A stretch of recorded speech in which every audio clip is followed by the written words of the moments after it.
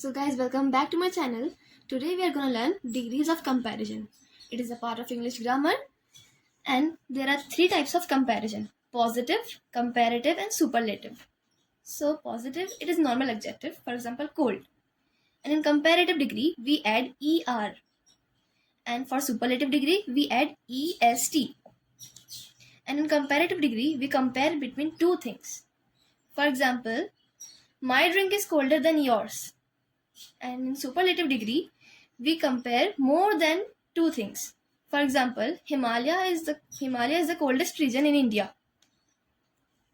And just like that, we add er, est, and if there is a y, we will exchange the y with I, and it will become messier, messiest, happier, happiest. And for some irregular adjective, we add more and most. More is used for comparative degree and most is used for superlative degree. And just like that, industrious, more industrious and most industrious.